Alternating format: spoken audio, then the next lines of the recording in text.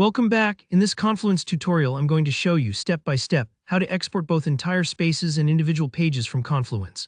By the end of this video, you'll be able to take your Confluence content offline or share it in the exact format that suits your needs, whether that's PDF for archiving, Word for editing, or something else entirely.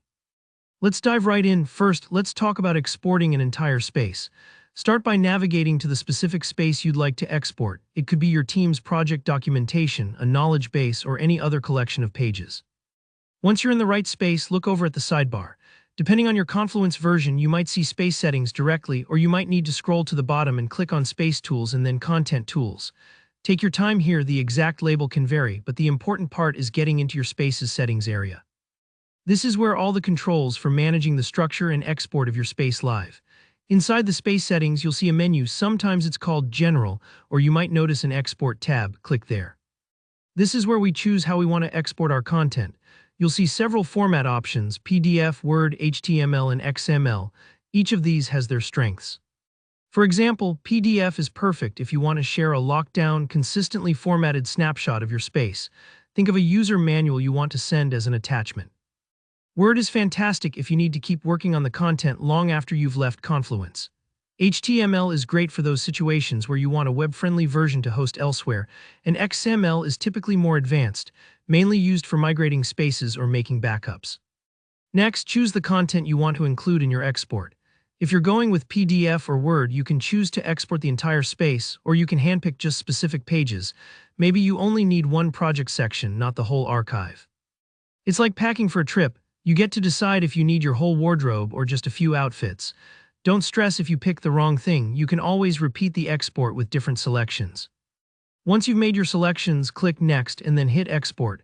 Now, depending on the size of your space, this part might take a few moments. If it's a large workspace, just be patient. Confluence is assembling all those pages and attachments into a single downloadable file. When it's done, you'll get a link. Just click it to download your file. Now, what if you only need to export one page, not a whole space? Maybe you're working on a proposal or a report and you just need that piece. Go to the page you want to export.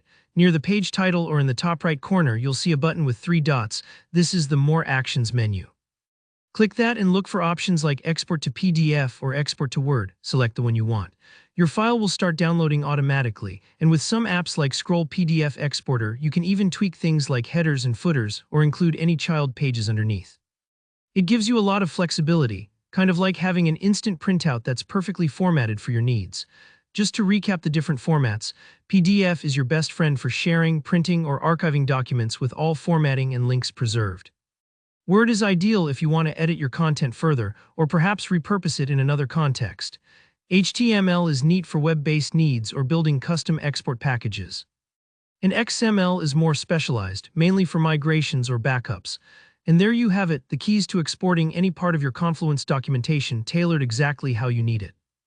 If this tutorial helped you out, don't forget to give it a thumbs up. And if you have any questions or you ran into any issues, let me know down in the comments. I read every single one. Subscribe so you don't miss the next part of this series, and I'll see you in the next tutorial. Good luck exporting.